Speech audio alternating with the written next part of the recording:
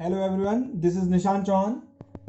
अब हम जो स्टार्ट कर रहे हैं उसमें बेसिकली जो हमारा लास्ट लेक्चर था वो हमें किसी कारणवश बीच में ही रोकना पड़ा, तो हम उसे आगे स्टार्ट करते हैं। दैट इज ये आपका लेक्चर जो 5 था उसका सेकंड पार्ट है। ठीक है, धासु रिवीजन का अपने। ठीक है, देखिए ध्यान से। आज जो हम बात करेंगे उसमें हम वेक्टर से स्टार्टिंग करेंगे, क्योंकि हमने लास्ट में अपना कोऑर्डिनेट सिस्टम पढ़ लिया था। कोऑर्डिनेट सिस्टम में मैंने आपको कार्टेशियन, स्फेरिकल, पोलर दोनों बता दिए थे। सिलेंड्रिकल कोऑर्डिनेट की अगर एक बार बात करें, सिलेंड्रिकल कोऑर्डिनेट वैसे तो आपके यहाँ इतना ज्यादा नीड नहीं है इसकी, लेकिन सिर्फ आप कोऑर्डिनेट याद रखिए कि कौन कौन से कोऑर्डिनेट सिलेंड्रिकल कोऑर्डिनेट होते हैं। तो नॉर्मली उन्हें हम एस, फाई और जेड, ये तीन कोऑर्डिनेट होते हैं आपके सिलेंड्रिकल कोऑर्डिनेट। ये तीन कोऑर्डिनेट क्या होते हैं आपके सिलेंड्रिकल कोऑर्डिनेट। कैसे है, क्यों है, उसकी कंडीशन कोई नहीं, वो हायर क्लासेस में पढ़ाई जाती है आपको। ठीक है, चलिए अब हम बात करते हैं किसकी, वेक्टर की। तो वेक्टर की बात करें तो वेक्टर की डेफिनेशन कहती है those quantity which have magnitude, direction and follow triangle law of vector addition. Triangle law of vector addition, ये नॉर्मली हम कह सकते हैं लॉ ऑफ वेक्टर एडिशन को क्या करे, वो फॉलो करे, तभी वो क्वांटिटी क्या होगी, वेक्टर क्वांटिटी होगी। मोस्ट ऑफ द बुक्स में triangle law of vector addition वाली कंडीशन नहीं गिवन होती, उसमें केवल मैग्नीट्यूड और डायरेक्शन के बारे में बताते हैं। तो आज हम बात करेंगे इस पर्टिकुलर कंडीशन की नीड क्यों है। ठीक है, तो उससे पहले हम इनके एडिशन की बात कर लेते हैं कि हम कैसे ऐड करते हैं वेक्टर्स को। तो वेक्टर के एडिशन की जब मैं बात करता हूं, एडिशन की, तो उसमें सबसे पहला लॉ आता है ट्राइंगल लॉ। ट्राइंगल लॉ, तो बेसिकली हम यहां पर ट्राइंगल लॉ और पैरेललोग्राम लॉ की ही बात करेंगे, और जो आपका पॉलीगन लॉ है उसका केवल डायग्राम देखेंगे। देखिए यहां से ट्राइंगल लॉ क्या कहता है, अगर आपके पास एक वेक्टर ये है और दूसरा वेक्टर कुछ इस तरीके से है, वेक्टर बी, वेक्टर ए ही है, वेक्टर बी ये है, तो उनका जो एडिशन होगा, तो याद रखेंगे वेक्टर जिस डायरेक्शन में गिवन होंगे आपको ऐड करते हुए या सब्ट्रैक्ट करते हुए उन्हीं डायरेक्शन में ड्रॉ करने हैं। तो वेक्टर ए ड्रॉ हो गया आपका, ये इसके हेड से इसकी टेल मिला के वेक्टर बी ड्रॉ कर दिया मैंने। ट्राइंगल लॉ को इसी वजह से हेड टेल लॉ भी बोलते हैं, हेड टेल लॉ भी बोलते हैं। देन उस सिचुएशन में ये रिजल्टेंट जो होगा आर, वो हो जाएगा आपका vector A plus vector B. ठीक है, नाउ अगर हम इसके एनालिटिकल मेथड की बात करें, एनालिटिकल मेथड, क्योंकि उस मेथड से जो फाइनल फॉर्मूला निकलता है उस फाइनल फॉर्मूले का ही एक स्पेशल केस है ये। ठीक है, उसमें क्या है, सपोज आपके पास वेक्टर है ए, वेक्टर बी, और गिवन है आपको इन दोनों वेक्टर के बीच का एंगल जो है वो थीटा है। इन दोनों के बीच का एंगल कितना है, थीटा है। तो जब मैं डायग्राम ड्रॉ करूंगा तो कुछ इस तरीके से ड्रॉ होगा, vector A as it is, ये मैंने ड्रॉ कर दिया, इस लाइन को फर्दर मूव कराऊंगा, ये एंगल कितना है, थीटा है। ठीक है, देन उस सिचुएशन में जो रिजल्टेंट निकलता है, जब दो वेक्टर के बीच का एंगल थीटा गिवन हो, तो वो जो रिजल्टेंट होता है, यहां हम डेरिवेशन नहीं करने वाले क्योंकि रिवीजन क्लास है, केवल हम फॉर्मूले से काम चलाएंगे। वो होता है R vector equal square root A square plus B square plus 2ab cos theta.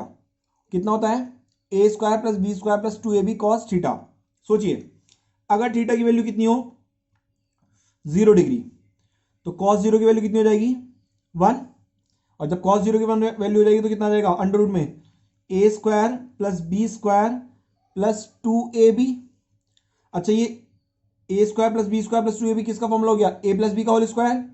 तो इसे हम ऐसे भी लिख सकते हैं, स्क्वायर रूट में ए प्लस बी का होल स्क्वायर, और जब ये क्वांटिटी स्क्वायर रूट से बाहर आएगी तो ये कितना हो जाएगा, vector R equal vector A plus vector B, मतलब हम इसे वेक्टर फॉर्म में लिखेंगे तो वेक्टर डिनोट कर देंगे उनके ऊपर। ठीक है, तो ये आपका स्पेशल केस था, ये जो मैंने बताया था आपको। ऐसे ही अगर हम सपोज केस 2, हम थीटा कितना ले लें, 90 डिग्री ले लें, तो कॉस 90 की वैल्यू कितनी हो जाएगी, 0।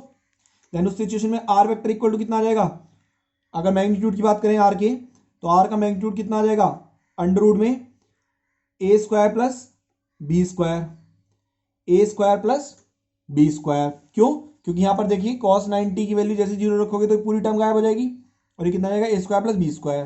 केस थर्ड की बात कर लेते हैं, अगर आपका थीटा कितना हो, 180 डिग्री, तो cos 180 की वैल्यू होती है -1, तो अब ये कितना आ जाएगा, ये आ जाएगा आपका आर का magnitude equal square root A square plus B square और कॉस 180 की वैल्यू रखोगे -1 तो कितना हो जाएगा -2ab।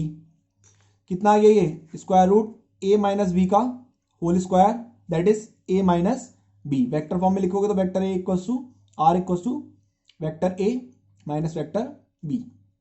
ठीक है, तो ये हमारे स्पेशल केस थे।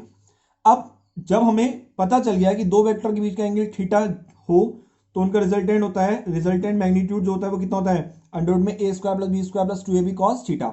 अब मैं एक एग्जाम्पल बताता हूं और उस एग्जाम्पल की हेल्प से हम इस पर्टिकुलर टर्म की क्या सिग्निफिकेंस है वो क्लियर करेंगे। ठीक है, तो देखिए यहां से मैंने कहा एक वायर है मेरे पास, ये रेजिस्टेंस ऐड है उसमें, इसे मैंने दो पार्ट में डिवाइड कर दिया कुछ इस तरीके से। ठीक है, और मैंने कहा यहां पर 7 एम्पियर करंट आ रही थी। कितनी करंट आ रही थी 7 एम्पियर। और सपोज 3 एम्पियर इधर चली गई और 4 एम्पियर इधर चली गई, तो आप सब जानते हैं डिवाइड हो जाती है करंट, तो डिवाइड हो गई 3 एम्पियर इधर 4 एम्पियर इधर। ठीक है, नाउ हम बात कर रहे हैं किसकी, इलेक्ट्रिक करंट की। Electric current, electric current. ठीक है, तो देखिए यहां से इलेक्ट्रिक करंट को नॉर्मली हम स्केलर क्वांटिटी बोलते हैं।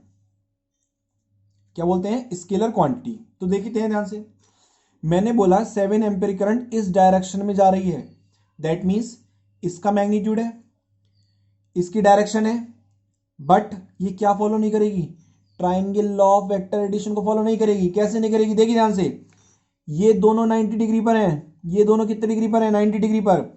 एक है 3 मैग्नीट्यूड का, एक है 4 मैग्नीट्यूड का, और अगर दो वेक्टर के बीच का एंगल 90 डिग्री हो तो उनका जो रिजल्टेंट होता है वो कितना हो जाता है अंडर रूट में फर्स्ट का स्क्वायर प्लस सेकंड का square.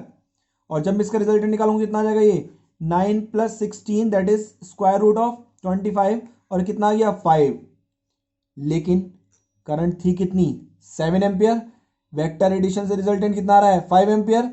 That's why current is not a vector quantity, that's why current is not a vector quantity. लेकिन अब कुछ बच्चों के दिमाग में आया कि सर मैग्नीट्यूड के साथ जब डायरेक्शन है तो स्केलर क्वांटिटी क्यों बोला। तो याद रखेंगे बच्चों, अगर ऑप्शन में स्केलर क्वांटिटी है तो आप स्केलर क्वांटिटी टिक करेंगे, लेकिन अगर ऑप्शन में स्केलर की जगह एक शब्द और याद रखेंगे टेंसर गिवन होगा, अगर स्केलर की जगह टेंसर गिवन होगा तो आप क्या टिक करेंगे, टेंसर टिक करेंगे। ठीक है, अगर प्रायोरिटी हमेशा किसे देंगे, टेंसर को, टेंसर नहीं है तो किसे देंगे, स्केलर क्वांटिटी को। ठीक है, नाउ ये हमारा एडिशन हो गया। अब बात करते हैं वेक्टर की सब्ट्रैक्शन की। तो देखो सब्ट्रैक्शन में अगर बात करें वेक्टर की तो सब्ट्रैक्शन में कोई नई चीज नहीं होगी। क्या मतलब कहने का मेरा, समझिए ध्यान से। मैंने कहा एक वेक्टर मेरे पास ए ये है वेक्टर ए, ठीक है। मैंने आपसे कहा दूसरा वेक्टर मेरे पास कुछ इस तरीके से है, ये है मेरा वेक्टर बी। अब ध्यान समझेंगे, जब मुझसे रिजल्टेंट निकालने के लिए कहा गया तो रिजल्टेंट मैं ड्रॉ करूंगा अकॉर्डिंग टू गिवन क्वेश्चन। ये मैंने ए वेक्टर ड्रॉ कर लिया, इसके हेड से मिलाते हुए मैंने बी वेक्टर ये ड्रॉ कर दिया। तो मैं क्या नोटिस कर रहा हूं, वेक्टर ए तो मेरा पॉजिटिव है, लेकिन वेक्टर बी की डायरेक्शन क्या है मेरी निगेटिव, तो ये कितना होगा वास्तव में माइनस ऑफ बी वेक्टर। तो जब मैं इस लाइन को मिलाऊंगा तो एडिशन तो वही कहेगा ट्राइंगल वाला, दोनों को ऐड करो, और जब मैं दोनों को ऐड करूंगा तो कितना हो जाएगा, ये A vector plus minus of B vector that is equal to vector A minus vector B. That means vector का सब्ट्रैक्शन डिपेंड करता है वेक्टर की डायरेक्शन पर, कि अगर वो निगेटिव डायरेक्शन में आ रहा है तो वो क्या होगा, हमेशा सब्ट्रैक्ट होगा। ठीक है, और डायरेक्शन का आइडेंटिफिकेशन कैसे होता है उसे देखिए ध्यान से। डायरेक्शन के आइडेंटिफिकेशन के लिए हम हमेशा क्या करते हैं, एक प्लेन बना लेते हैं, कोऑर्डिनेट प्लेन, और इसके अकॉर्डिंग हम सब जानते हैं ये डायरेक्शन है हमारी किसकी, पॉजिटिव, ये डायरेक्शन भी हमारी कैसी है, पॉजिटिव, ये डायरेक्शन हमारी कैसी, निगेटिव, और ये डायरेक्शन भी कैसी है हमारी, निगेटिव। इसका मतलब जिस भी वेक्टर को आप ओरिएंटेट कर रहे होंगे उसे आप ओरिजिन के रेस्पेक्ट में ऑब्जर्व करेंगे, उसे आप किसके रेस्पेक्ट में ऑब्जर्व करेंगे, ओरिजिन के रेस्पेक्ट में। ठीक है, नाउ अब हम थोड़ा आगे बढ़ते हैं। ये हमारा हो गया एडिशन। सेकंड कंडीशन है हमारी parallelogram law, parallelogram law of vector addition, vector addition. तो इसका बेसिकली कंपटीशन पर्पज से कोई ज्यादा इंपॉर्टेंस नहीं है, लेकिन देख लेते हैं 2 मिनट में। वेक्टर ए आपका ये है, वेक्टर बी आपका ये है, जब आपसे बोला गया दोनों को ऐड करो तो आपने क्या करा, दोनों के टेल मिला दिए, वेक्टर ए और ये वेक्टर बी। अब टेल मिलाए तो दोनों के टेल मिले तो इस लॉ को पर्टिकुलरली हम टेल टेल लॉ भी बोल देते हैं। अब आप किसी भी एक वेक्टर के पैरेलल ड्रॉ कर लो, मैंने बी वेक्टर के पैरेलल एक वेक्टर ड्रॉ कर लिया, तो वास्तव में क्या हुआ, ए के हेड से बी का टेल मिला, तो ये जो लाइन होगी फिर से यही क्या देगी, रिजल्टेंट देगी, और ये रिजल्टेंट कितना हो जाएगा, ए प्लस बी। और आपको मैंने लास्ट अभी थोड़ी देर पहले बताया कि अगर दो वेक्टर के बीच का एंगल थीटा गिवन होगा तो रिजल्टेंट हम कितना कंसीडर करेंगे, अंडर रूट में A square plus B square plus 2ab cos theta. अगर आप चाहते ए के पैरेलल भी ड्रॉ कर सकते थे, कर लेते हैं चलो।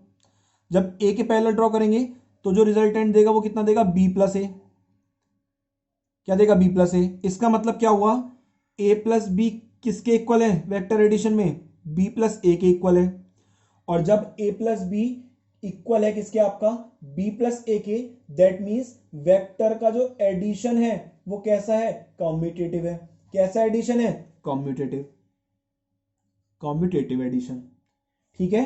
ये कैसा एडिशन हो गया आपका, कॉम्यूटेटिव एडिशन। नाउ तीसरी बात करते हैं पॉलीगन की। तीसरा लॉ है हमारा पॉलीगन लॉ। देखो पॉलीगन लॉ की नीड क्या पड़ेगी, अगर आपको दो से ज्यादा वेक्टर गिवन हो, अगर आपको दो से ज्यादा वेक्टर गिवन है तो उस सिचुएशन में आपको पॉलीगन लॉ की नीड पड़ेगी। कैसे पड़ेगी वो देखते हैं, देखिए ध्यान से। मैंने क्या करा, एक वेक्टर मेरे पास ये है, एक वेक्टर मेरे पास ये है बी वेक्टर, एक वेक्टर मेरे पास ये है सी वेक्टर, एक वेक्टर ये है मेरे पास डी वेक्टर, और मुझसे बोला गया इनका रिजल्टेंट निकाल के दिखाओ। तो कुछ नहीं, बेसिक जो रिजल्टेंट निकालने का लॉ है वो लॉ ऑफ ट्राइंगल वह है, उसी की हेल्प से हम रिजल्टेंट कैलकुलेट करते हैं, वही हम यहां पर करने वाले हैं। कैसे करने वाले हैं देखिए ध्यान से। तो हमने क्या करा, पहला A vector as it is draw करा, ए के हेड से मैंने क्या मिला दिया, बी की टेल मिला दी, लो जी मिला दी बी वेक्टर की टेल। अभी क्या करा मैंने, ए प्लस बी, ए और बी का रिजल्टेंट कितना आ गया मेरे पास, मैंने मान लिया ये R1 आ गया, कितना आ गया, R1। एक सेकेंड जरा, मैं ये कैमरा ब्लर हो रहा है इसे देख देता हूँ, आई थिंक हाँ ठीक है। तो ये रिजल्टेंट आ गया R1। अब आपने इस रिजल्टेंट R1 के रेस्पेक्ट में एक वेक्टर और ड्रॉ करा, ये हो गया आपका C according to given direction. तो R1 और C का रिजल्टेंट मैंने मान लिया कितना आ गया, R2 आ गया, कितना आ गया, R2। अभी हमने क्या करा, जो लास्ट वेक्टर था वो भी ड्रॉ कर दिया, ये हमारा डी वेक्टर। तो R2 और D का रिजल्टेंट कितना आ गया, मान लो मैंने R3 आ गया। तो जो R3 है वास्तव में R3 वही मैं नेट रिजल्टेंट मान लेता हूं, और वो किसके इक्वल आ रहा है हमारा, R2 प्लस डी के इक्वल आ रहा है, R2 प्लस डी वेक्टर के। अच्छा सोचते हैं, R2 किस किस का सम था, R1 प्लस सी का सम था, डी एज इट इज रहने दो।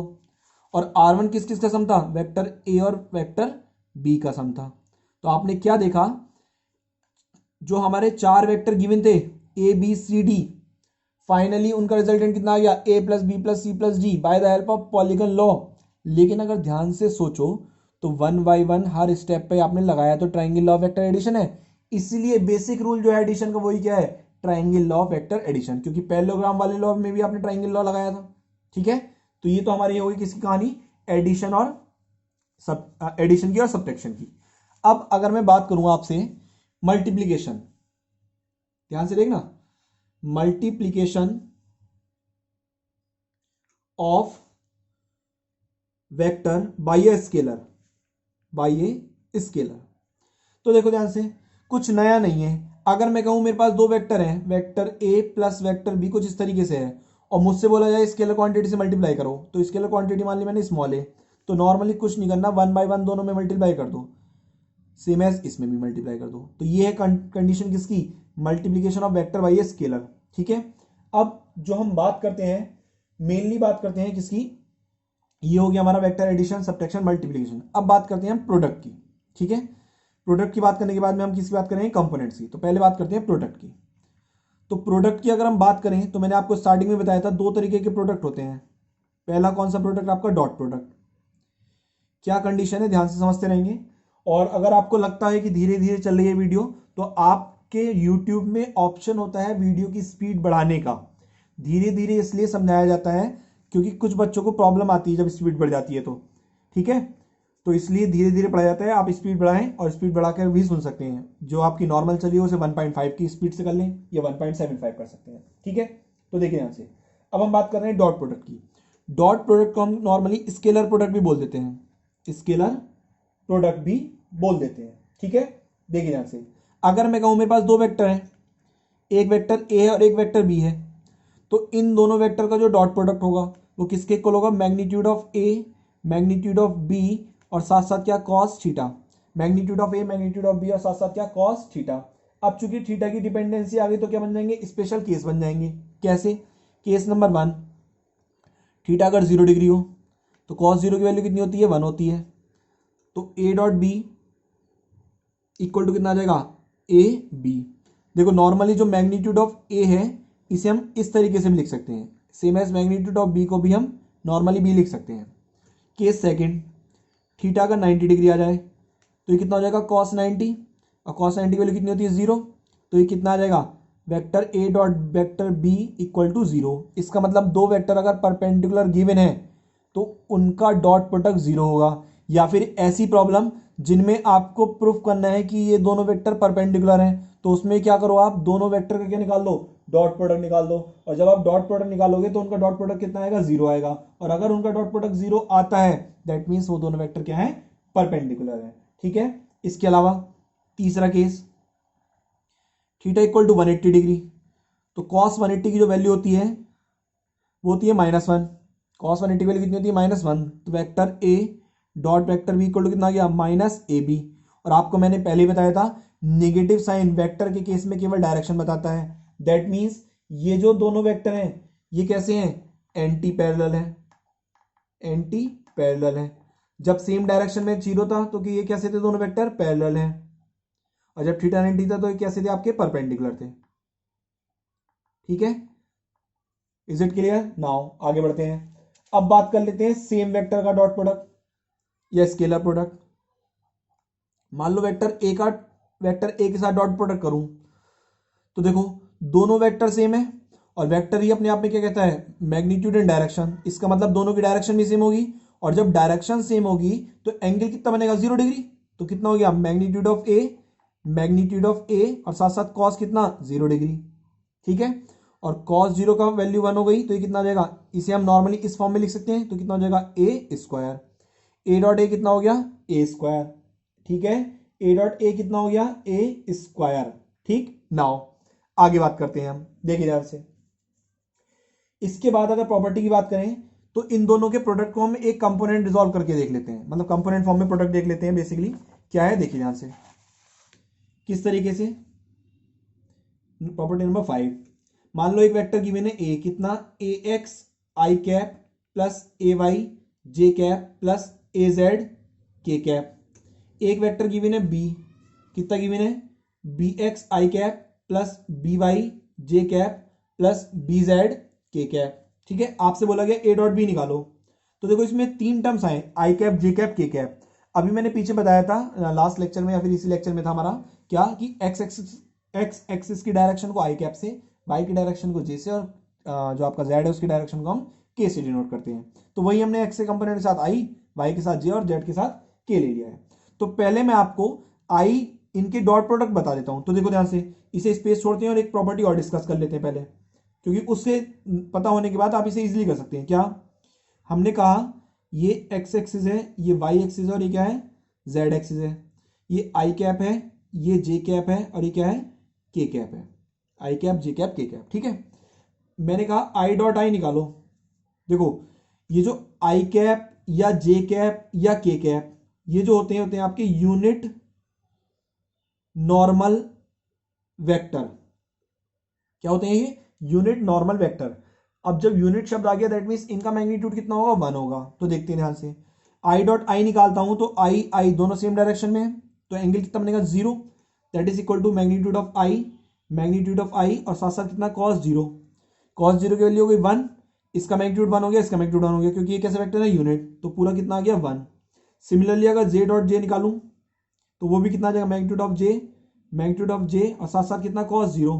तो फिर से कितनी वैल्यू हो जाएगी, 1। और यही सेम एस किसके लिए आ जाएगा, के कैप डॉट के कैप। ठीक है, कितना, 1। तो हमने क्या देखा, आई डॉट आई किसके इक्वल है, जे डॉट जे किसके इक्वल है, के डॉट के, और वो किसके इक्वल है, 1 के इक्वल है। नाउ अगर मुझसे कहे कोई कि आई डॉट जे निकालो, तो देखिए यहां से magnitude of I magnitude of J, लेकिन आई इस डायरेक्शन में, जे इस डायरेक्शन में है, तो बीच का एंगल कितना है 90 डिग्री, कॉस कितना 90 डिग्री, तो ये कितना आ जाएगा 0, क्योंकि कॉस 90 की वैल्यू कितनी होती है 0 होती है। सिमिलरली जिस तरीके से आई डॉट जे 0 हुआ, इसी तरीके से जे डॉट के भी 0 होगा, क्योंकि वहां पे भी एंगल कितना है 90 डिग्री, और उसी तरीके से के डॉट आई भी 0 होगा, क्योंकि वहां पे भी एंगल कितना है 90 डिग्री। ठीक है, तो ये दो प्रॉपर्टीज हैं जो डॉट प्रोडक्ट में इंपॉर्टेंट है, दोनों प्रॉपर्टीज क्या है इंपॉर्टेंट है। ठीक है, अब वहां बात कर लेते हैं, यहां क्या करना था, हमें दोनों की मल्टीप्लाई करनी थी, ए x I cap plus A Y J cap plus A Z के कैप, इसका डॉट प्रोडक्ट करना था किसके साथ में, बी एक्स आई कैप प्लस बी वाई जे कैप प्लस बी जेड के कैप के साथ में।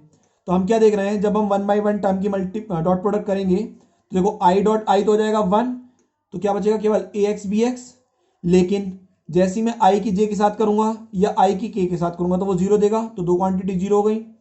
सेम एज जे की आई के साथ 0, लेकिन जे के साथ 1, तो क्या मिलेगा ए वाई बी वाई प्लस के साथ ही 1 मिलेगा, बाकी दो के साथ 0 मिलेगा। ठीक है, और बाकी कितना आ जाएगा यहां से सीधे सीधे आपका ए जेड बी जेड। तो मैंने केवल मेन मेन चीजें ले ली। नाउ अगर आप ध्यान से देखें तो कितना आ गया, ए X B x plus A Y B Y plus A Z B Z. ये आपको क्यों समझाया जा रहा है इतना, क्योंकि जब आप प्रॉब्लम सॉल्व करेंगे तो अब आप बार बार सारे स्टेप्स नहीं करेंगे। तो क्या देख रहे हैं आप, केवल डॉट प्रोडक्ट के केस में सेम सेम कंपोनेंट्स वालों की मल्टीप्लाई कर लो, आई की मल्टीप्लाई कर लो, जे की कर लो और के की कर लो। ठीक है, तो ये हमारी बेसिक प्रॉपर्टी हुई। ठीक, इसके अलावा आपसे क्या बोल सकता है कि भाई एंगल निकाल के दिखाओ, क्या कह सकता है कि एंगल निकालो दोनों वेक्टर के बीच में। ठीक है, तो आपने फॉर्मूला पढ़ा ही है, अभी क्या पढ़ा है, vector A dot vector B equal magnitude of A magnitude of B और साथ साथ कितना कॉस थीटा। तो ऐसे कॉस थीटा कितना आ जाएगा आपका, vector A dot vector B upon magnitude of A और साथ साथ कितना मैग्नीट्यूड ऑफ बी। ठीक है, ये निकाल सकते हैं। नाउ अब हम बात करते हैं दूसरे प्रोडक्ट की, और वो प्रोडक्ट कौन सा हमारा, क्रॉस प्रोडक्ट। कौन सा प्रोडक्ट है, क्रॉस प्रोडक्ट। ध्यान से समझेंगे इस चीज को, इसे हम वेक्टर प्रोडक्ट भी बोलते हैं, वेक्टर प्रोडक्ट भी बोलते हैं। क्या है इसमें, बेसिकली समझ लीजिए, vector A cross vector B that is equal to magnitude of A magnitude of B sine theta और साथ साथ कितना एन कैप, जहां एन कैप क्या कहलाता है, यूनिट नॉर्मल वेक्टर कहलाता है। इसका क्या मतलब हुआ, देखिए ध्यान से, इसका मतलब ये हुआ, ये जो यूनिट नॉर्मल वेक्टर थे तो एन कैप या तो आई कैप की टर्म में होगा या जे कैप की या के कैप की टर्म में। अगर एक्स वाई जेड डायरेक्शन है, रैंडम कोई डायरेक्शन ले रहे हैं तो उसे हम आर कैप की टर्म में ले लेते हैं नॉर्मली। तो देखिए ध्यान से 1/1 बात करते हैं। अगर मैं पहले इन कंपोनेंट्स के निकाल लेता हूं तो फिर से ड्रॉ कर लो, ये हमारा एक्स एक्सिस आई कैप डायरेक्शन, वाई एक्सिस जे कैप डायरेक्शन, जेड एक्सिस के कैप डायरेक्शन। ठीक है, आगे बात करते हैं। तो अगर मुझसे कहा जाए कि भाई आई क्रॉस आई निकालो, आई क्रॉस आई, तो देखो मैं क्या करूंगा, magnitude of I magnitude of I, अब देखो दोनों सेम डायरेक्शन में तो एंगल 0 हो गया, साइन कितना हो गया 0 और साथ साथ एन कैप, साइन 0 की वैल्यू 0 होती है, सब कुछ कितना हो गया 0। यही सेम है जब मैं जे की मल्टीप्लाई करूंगा तब भी 0 और के में भी 0, that means I cross I equal to किसके आ गया, जे क्रॉस जे के इक्वल टू किसके आ गया, के क्रॉस के, और किसके इक्वल आ गया, ये 0 के इक्वल आ गया। ठीक है, किसके इक्वल आ गया, 0 के। नाउ आगे बात करते हैं, जब हम बात करते हैं किसकी, आई क्रॉस जे की, ध्यान से समझेंगे इस चीज को, आई क्रॉस जे की जब मैं बात करता हूं तो बीच का एंगल कितना डिग्री है, 90 डिग्री है। तो ये कितना हो जाएगा, magnitude of I cap magnitude of J cap sine 90 और साथ साथ कितना एन कैप। ठीक है, इसकी वैल्यू 1 इसकी वैल्यू 1 इसकी वैल्यू 1, तो केवल क्या बचा, एन कैप।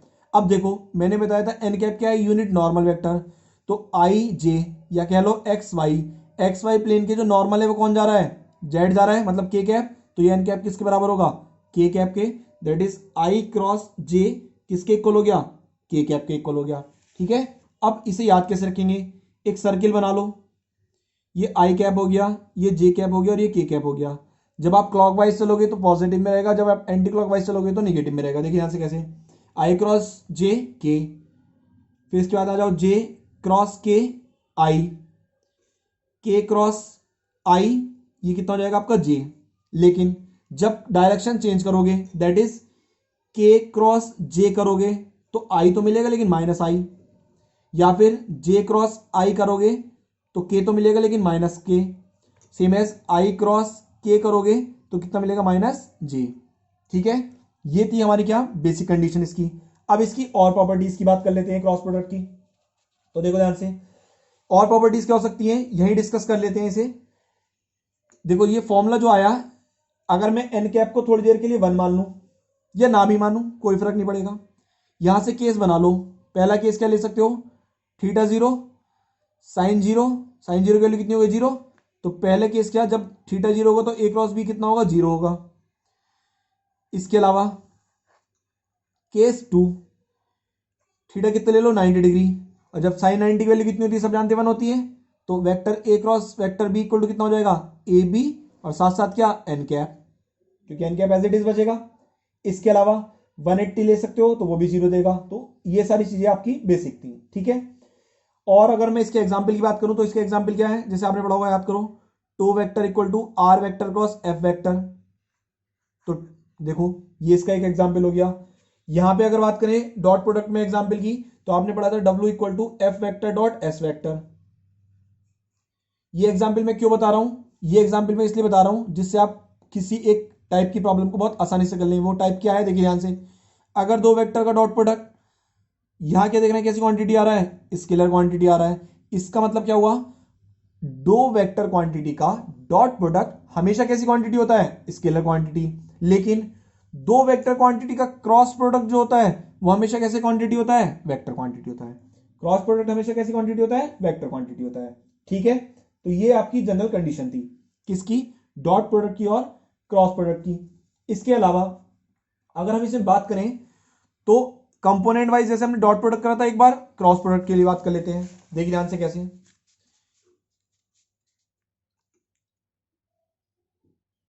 मान लो वेक्टर ए गिवन आपको ए एक्स आई कैप, ए वाई जे कैप और ए जेड के कैप। वेक्टर बी गिवन आपको कितना, बी एक्स आई कैप प्लस बी वाई जे कैप प्लस बी जेड के कैप। तो देखिए ध्यान से, 1 बाय 1 करके मल्टीप्लाई तो आप कर लेंगे। मैं आपको डिटर्मिनेंट मेथड बताता हूं। उसमें क्या है, अगर आपसे क्या गया, वेक्टर ए क्रॉस बी निकालो, तो आप सबसे पहले एक डिटर्मिनेंट ड्रॉ करें, I cap J cap K cap, A X A Y A Z, B X B Y और बी जेड। अब इसे सॉल्व कर लेते हैं। देखिए ध्यान से कैसे, जब मैं आई कैप लूंगा तो ये लाइन ये लाइन, इतना पोर्शन बचेगा, कितना बच गया, ए वाई ए जेड और बी एक्स बी जेड।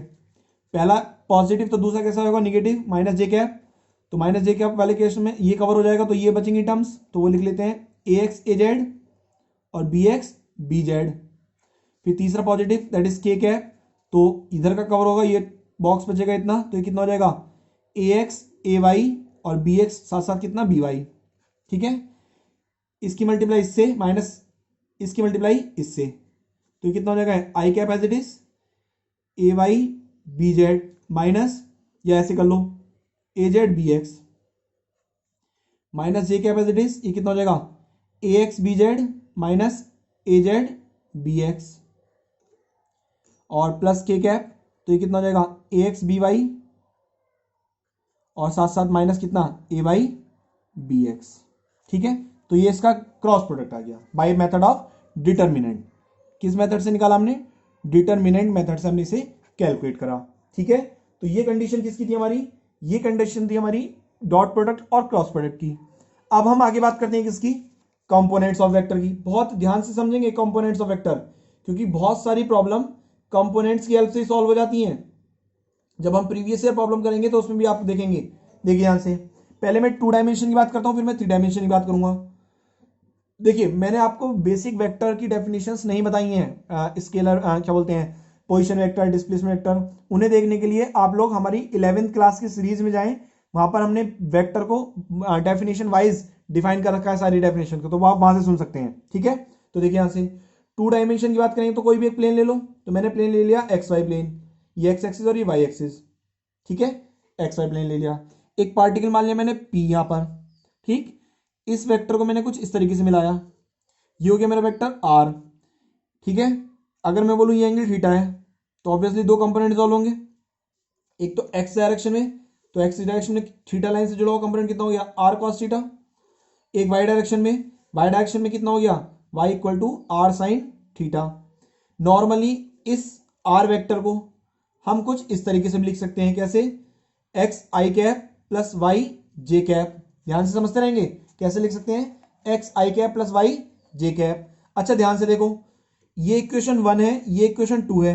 मैं क्या करूं, पहले का स्क्वायर प्लस दूसरे का स्क्वायर, दोनों इक्वेशन का स्क्वायर करके ऐड कर देता हूं। तो ये कितना आ जाएगा, यहां से X square plus Y square, तो एक तरफ आर स्क्वायर कॉमन आ जाएगा, ब्रैकेट में क्या बचेगा, cos square theta plus sine square theta.